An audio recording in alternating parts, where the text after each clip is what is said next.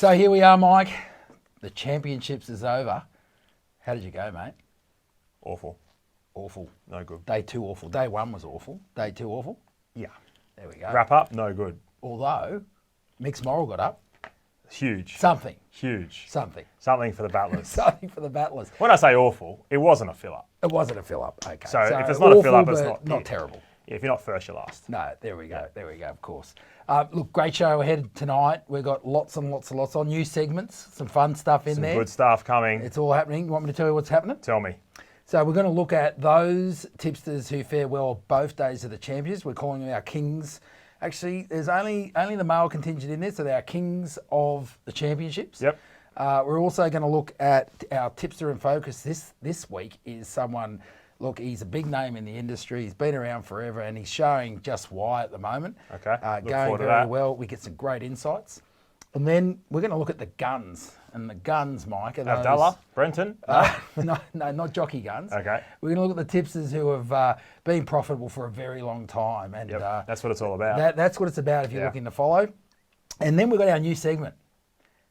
How the Faaark did you tip that? And I said Faaark with an A in it. Yep. That's an interesting one. We'll keep them guessing on that one. They can probably work it out by now. Look, as always, don't forget, subscribe to this channel. It'll tell you as soon as this show drops, our YouTube channel. It's just a button below this screen. And of course, Mike, the $1,000 cash giveaway each month. Top 5 in our tip comp. You think you're better than the media experts? Take them on. It's free to join as always. Just join on the site. Make sure you tip 30 tips. 30 tips. At least 6 winners. 6 winners. And then you've qualified. That's it. Simple. Look, it's not easy to win. I've had about 150 cracks that I haven't got it yet. But look, you've got to be in it to win it. Got to be in it to win it. That's it. So, Mike, second day of the championship's over and done with. Obviously, the carnival's done, the 2 days. Yep. We wanted to see who is the king/queen of the championships. So to do that, we said, had to profit on both days, had to put in at least 6 tips. Yep. Let's organise the leaderboard by top profit downwards. And we came up with these 5 names. Yeah, likeable leaderboard there. Yeah. We've got Heath Kendall on top in the shades, looking sharp. Yeah, absolutely. He might be wanting to keep his identity private there, I think, but we'll leave that one alone. But certainly had a great carnival. Outstanding. What do we got? A bit of a gear change there. Gary Monahan, formerly known, the artist formerly known as Metho Man. Metho Man. Well, that's interesting, Mike, because on the site you have an alias. You join up, you have an alias. Some people want to say anonymous. Yep. And since we had Metho Man on 2 weeks ago, he was going great before the championships. Oh, mate. He's flying now. He's enjoying the publicity and he's putting the full name up. So that's Why Gary not? for us. Yeah, absolutely. Up you go, Gary. Up you go, Gary. A bit more of that. Yeah. Clinton Payne. Payne, as I actually know Clinton a bit. Grew up with Clint. Good guy. Yep. Interesting when played football with Clinton and when we were at the games, Clinton would know pretty much everything there was to know about sports stats, racing sport, and there was obviously there was no to will in the team, and we often commented that Clinton was either going to be a racing commentator or a sports commentator. Oh, he's got that. Guess what he is? He got this. And look, to be fair, he's fine. I followed him since I've been in the game. Yeah, and he knows his stuff. Oh, knows his stuff. He's a gun. Top bloke, and look, he's been with Racenet for a long time now. He's one of their senior analysts and does a great job over there. Who else we got there, mate? John Hourihan. So John Hourihan is at Winning Post. Look, comment here is Winning Post. I think there wouldn't be hardly a leaderboard we've put up where we don't see him. Yep. So worth checking out the old Winning Post. And then Daniel Holland, of course, who's a punter who tips on the site, puts his tips on the site. Yeah, he floats around Twitter sphere a bit. He's a sharp punter. Sharp punter. Good to see Daniel up there. Gets a lot of attention too from tip package sales and hot bets as well. So certainly doesn't go unnoticed. Good stuff. Yeah. So our tipster in focus this week, Mike, is Chris Roots. Not sure if that's his nickname, but we might need to ask him that. Can confirm it is. You can? Yep. Okay, there we go. Mike's got some insight there. Chris Roots from Sydney Morning Herald, of course. Yep. Probably one of the first form guides that hit the market back when you got your papers to read back in your day, mate. Thank you for that. So interestingly with Chris, what we did is to find our tipster in focus is we look at the leaderboards, going great short term. He's had a great second day of the championship. Strong 7-day profit there, and he's managed to jag Solino. The winner of the Sydney Cup. got to be happy with that. Back at the start outstanding. before. Fantastic. Yeah. Okay. Standard. We won't talk about that. But the other great thing to point out there is 8% profit on turnover, starting price, mind you, from 350 tips over the 6 months. I mean, anyone would be happy with that. And even more so the fact that he's getting his tips in nice and early, and there's a bit going on there. That's right. I mean, anyone who tips for a newspaper publication has to hit editing deadlines. Exactly. Pretty sure Chris has got to hit sort of Thursday morning early. If you said to a punter, listen, you don't get the punt on Friday or Saturday for Saturday races. You've got to put them in on Thursday. Millions. They'd be crying in the streets, wouldn't they? Gone. Well, that's what Chris has had to do for years and years, and he's produced these stats. Why don't we give him a call and find out how he does it? All right. G'day, Chris. How you going? Hi, Damien. How are you? Yeah, good. Great to have you on the program, Chris. Got Michael Gannon here as well. G'day, Chris. G'day, How are you, mate? G'day, Michael. How are you going? Good, mate. Very well. Chris, obviously coming off a great week, Championships Day 2, 53% pot. And just looking back over your last 6 months, a very strong 8% pot, and that's off starting price, and 350 tips, certainly the envy of most punters, I'd imagine. Chris, I just wondering if you can give punters a bit of insight into how you go about picking your winners, mate. Yeah.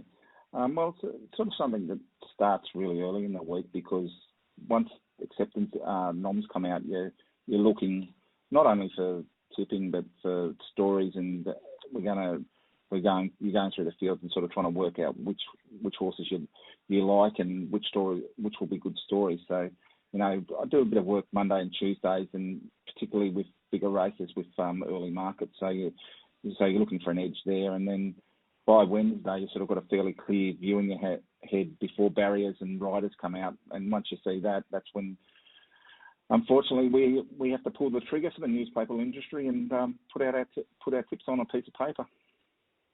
How do you deal with those challenges, mate? Obviously, weather and track bias and perceived track bias and things like that play a big part in it. What sort of tips would you have for anyone that's looking to make that early assessment, Chris? I do it a bit differently to a few other people. Like I always get to a point where I find the horses I like and then play the horses I like off against the rest of the field. So if I like one or two in a field, I sort of then wait for the markets to come out and have a look and see how I feel they sit next to the rest of the field. So I'm not really a ratings man. I understand pricing and things like that, but that's a different way of looking at it. I try and find a horse that I like, and then see if I can find a horse that could beat it in the race, and that can change with track conditions and things like that. And sometimes you're guessing and saying it's going to be a slow track, and it ends up good, and sometimes it's the other way around. But you just got to. I've got a sort of system where I tend to stay with the same horses except when it gets really wet. Yeah, I mean, it certainly looks like it's working well for you there, Chris, just looking at the stats. I mean, just before we let you go, Chris, just wondering if we can get a bit of an early tip out of you, mate. I'm sure you're still going through the process at the moment, but is there anything that stands out for All-Age Stakes Day on Saturday? Well, I think Jim Martini will run a really good race in the Champagne. I think it looks like a filly on the way up, and I saw it at Randwick on Breakfast at the Stars morning, and it's a big, bulky filly. I think she'll get home really hard in the race. Halal will be really hard to beat, but that's where I'm heading there. And I guess the looking at the highway in the first, it'd be great to see Redicon win the race. It's going to be trained. Last horse trained by Neville Late, and Tommy Berry's riding it. And I know it'll be a very emotional win after Neville died earlier this week, unfortunately. Yeah, absolutely. Yeah, that would certainly be a great story. Look, hey, thanks very much for sharing those insights, and great insights there, especially with the challenge of having to hit. Just in case we just get it out there, Chris, the Thursday morning you've got to get your tips in, where most punters are probably got up to the death to get theirs in. So look, huge challenge, but certainly looks like you're taking that challenge up there, mate, with those stats. So thanks again, Chris. We appreciate your time, and keep up the good work, mate. No problems. Thank you. So, Mike, we've got a new section on the show, a new segment, and it's called The Guns. So from time to time, what we're going to do is we're going to pull out those long-term performers, the ones that have really got the big, long runs on the board, and we're going to bring the punters' attention through this segment called The Guns. Awesome. We're starting off today with a guy called Laurie Sainsbury, who is from the Racenet stable. Yep. Another Racenet gun. Another Racenet gun, yeah, it certainly is. Interesting, what we're looking at here is Laurie's tips from Saturday. Now, let me just underline. He's gone well. Yeah, we're not looking at his winners only, we're looking at his tips. So he went 4 from 4. Yeah. Now, there's a lot to point out here. I mean, we could spend quite a while just looking at these 4 tips. Couple of things to point out. Average price, $10.55 for these amongst these winners. You know, what do punters want most of all? They want winners in double figures. Winners. This guy delivers that on average, right? And on the weekend, he's gone 4 from 4. Yeah, 365 days. Average winner odds. Yeah, it is 963, so it doesn't change much. So over the 365 days, he's landing his winners around the $10 pop. Too good. He did it on the weekend again, just to show that it's no fluke. Yeah. You know, How do I find Laurie? I jump on the site. Jump on the site. What do I do? As you do, you go to the search bar, type in Laurie. I think you don't even have to get to probably next bet. You'll see all the tipsters with Laurie at the start. Yep. You click it, and then you can hit the follow button. You'll get alerted every time. Awesome. Tips. Yeah, that easy. Look, the other thing to point out, I'll tell you what I really like about this winning list here. Mainly tips in Melbourne. Tips pretty much every Saturday. Yep. And other big occasions, obviously Melbourne Cup, things like that. But look at that. He's had 1 tip at Randwick. He's gone outside for 1 race, and guess what he's done? He's nailed it with a $25 win in the Toya. You've got to be happy with that. So certainly Complete fill up. Complete fill up. So here's another one of our guns, Mike. Alan Utterson from Perth Local, concentrates purely on WA. Killing it at the moment with his stats here.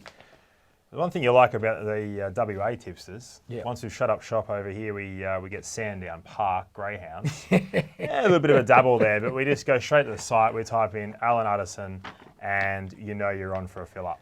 Yeah, look, certainly are. I mean, well, going on history anyhow, the guy's going great. Remember, these are 365-day stats, so they're not 3 minutes or 3 weeks or whatever. Pretty long-term stuff. 17% profit on turnover, double digits on starting prices. The best thing I like about Alan, and that's great, by the way. Yeah. But the fact is, there's not so much pikey focused. There's a $5.06, round it down to $5. Yeah. Average winner there. Yeah. And he's not just going to go for the obvious. No, exactly right. The runs are on the board, 23% strike rate. Certainly goes well. Do we know much about how he picks his winners, Mike? I love it. I love what he does. What's he do? He likes to work out the track bias. So I'm guessing what he's doing is he's probably having a look at the weather and the wind and the rail position, putting it all together. When I say guessing, I actually know. Yeah. That's what he's doing. He puts the track rating together and then away he goes. Yeah, no, absolutely. So this is a guy to follow. You're done on the eastern seaboard. You want to look for someone in the west seaboard. Certainly Alan Utterson's got the runs on the board. So the third person we've got in our gun segment here, Michael, is a guy called Michael Johnson, or MichaelJ, as you'll find him on the site. Have a look at that mountain there. Very focused. Pretty impressive. Harness, Queensland harness. Knows his tracks, knows his drivers, knows his trotters, and that's the result you get. What do you know about Mike? Mate, he's a guru, for starters. Look, the best thing about MichaelJ is that he's doing the form every race. He's doing his own markets. It's impressive work. Yeah. There was a period of time there where he was sending us his stuff early. We were getting it up for his Saturday article, getting it up out early. And we had to pull it back. The markets were being affected too much. And this is no lie. His stuff moves the markets. Yeah. He's a gun. Yeah, no, we had that experience, didn't we? He was putting an article out on Friday, and let's just say there was lots of evidence that article was being used. And so then we moved it to Saturday, and we thought, well, too late in the day, and there was still evidence that it was doing stuff to the market. So now the Michael's markets don't come out, but you can certainly get his tip package. Yeah, his tip's up. Yeah. Always up. Covers Marburg, Redcliffe, and Albion Park generally on the Saturday. I think he's about 4 or 5 days a week. You'll see his tips. So yeah, no, it goes well. I mean, the interesting thing about Michael as well too, for people who like to back one at odds, his average price there is over $5. Yeah. Lots of double-digit winners from time to time and so forth. So and like most tipsters and punters, if you're backing horses around that 10, 8, $5 mark. You know, if you can get a win every 5 or 6 races, you're off. Yeah, absolutely. That's what we're after. So, Mike, another new segment. Do you want to tell the viewers what this segment's called? How the Faaark did you tip that? That's it. Do you know what it is, Mike? Absolutely. Yeah. Tell us about it. Well, basically, you see these blokes cheering home these 100 to 1, 20 to 1, 30 to 1, 40 to 1, in this case 50 to 1 winner. Yeah. And you just go, fair dinkum, mate. How have you done that? How have you done that? Exactly. But you know what's interesting? When you talk to these guys, as we often do, you learn, well, hang on a minute, we've missed stuff there, or there is stuff behind the written form. Yep. So in this case, we've got Tai Chi Goddess, Morphettville race 7 on the weekend, comes in, pays 50-20 top tote. You know, good. Most punters in the race are saying, how the Faaark did he tip that? And guess what? We're going to call Wayne and find out just exactly how he did it. Let's do it. Steinem wider out. Steinem with Tai Chi Goddess. Ecumenical. Tai Chi Goddess won it. G'day, Wayne. How you going, mate? I'm good, thank you. That's the way, Wayne, you must be clicking your heels, mate. $50.20 starting price, Tai Chi Goddess, race 7, Morphettville.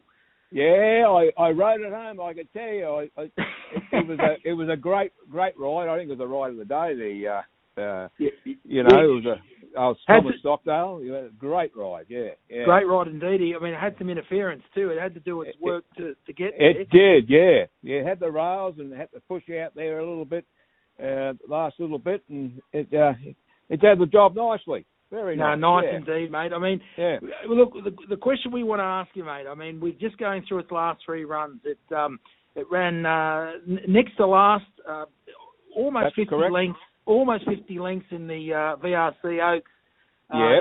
Had a spell, came out, ran a nice second within a length at Pakenham in a benchmark 70 on a Thursday. Then rolls up to Caulfield on the 3rd of April, where, let's just say, probably not the most desirable run, probably about 8 to 9 lengths behind the winner. Hadn't won beyond the 1400 and had never run over the 1800. Yes. You've tipped it, and punters are asking, how the Faaark did you tip that, mate? Well, I love the stable, the Buston stable. Yeah, I love the Buston Young stable. I reckon they're a great training combination. The horse is always in the race well. But going back to its first start, this is what I liked about it. It won 1400 at its first start. And the horse that it beat was Let's Crack a Deal. Yeah, Let's Crack a Deal was one of the early favourites for the Derby. Yeah. And to make things more interesting, Thomas Stockdale rode it that day. Yeah. And he rode it again on the. And then you go back through you had a spell back to the spring, and it ran a third in the Wakeful, but last start. The start before Morphettville at Caulfield, it missed the kick. It missed the kick pretty bad, and it got a bit wide on the turn. So, I don't think it was had the best of runs. You know what I mean? Good stuff. And just winding up now, Wayne. The question, of course, we have to ask is, did you back it, mate? Well, I had a few dollars. I'm not a big punter. I had a few dollars on the Queensland TAB at the tab, my local tab. Good on you, mate. That's fantastic. Listen, Wayne, thanks for sharing that with us, mate. No worries. Well, that's another show over, Mike. We've got All Age Stakes Day coming up. How are you feeling about that? Looking forward to it. Should be good. You know what's coming up, don't you? Yeah. Yeah. At Mixed Moral, you're one from 2. 1 from 2. 1 from 2. Is it going to be 2 from 3? Without a doubt. Yeah, without a doubt. Yep. I like the confidence. Yeah. I like the confidence. I wouldn't say we're due, but this horse is due. This horse is due. Tell us about it. Randwick, race 8, number 14. Yep. Nudge. All right, about $6, $5.50 available. Opened about $7.50. Finally draws a gate. Been luckless recently. Kathy O'Hara jumps on board. She's in good form. Absolutely. And look, I think she'll do a job on these. Yeah, okay. There we go. Mixed Moral. Nudge on All Age Stakes Day at Randwick. Now, punters, if that horse gets up, or you backed Converse last week, subscribe. Hit the button. Subscribe. And even if you didn't do that, still subscribe. Yeah, subscribe anyway. Absolutely. I mean, you subscribe, you'll know exactly when this show drops. There's lots of, you can go to your chapters, you can go to your fun bit or whatever you want to see. We'd love to have your company. And Mike, what about those punters out there who are following some tipping services, why don't, encourage the tipping service to come to the site, put their tips on the site. It's an apples for apples comparison, right? Absolutely. Yeah. Why not? Compare a pair. Compare a pair. There's thousands of tipsters on the site, all the big names from the media there. And look, how about those guys and girls at home who are putting crap on the media tipsters, which we know happens a fair bit, right? There's a bit of crap going out there. Yeah. What do we say to them? Enter your tips. Enter your tips on Join, the site. enter, away you go. Absolutely. Now, question for you. Yes. Who are you following this weekend? Who am I following this Yep. week? You mean tipster-wise, of course? Tipster-wise. Look, Dean Lester for me. Yep. Dino, I mean... The guru. Yeah, the guru. Yep. Especially Caulfield, likes Caulfield. I mean, look, he's one of many, but certainly Dino's one of my favourites. Yeah, I like it. Yeah, how about yourself? Tommy Hudson. Tommy Hudson. My man. Yeah, Tommy Hudson. We heard all about that. Well, you got the pool, so now what are you going for from Tommy? Probably sauna or something. Yeah, always bet responsibly, of course, but yeah. Each their own. Each their own. All right, so of course, this is a weekly show. We'll be back next week. And we've told you to subscribe. Come to the site, free to join, free to tip. Get your tipsters, follow your favourite tipster. It's all there, thegreattipoff.com. Mike, we'll see you next week. Until next week. See you next week.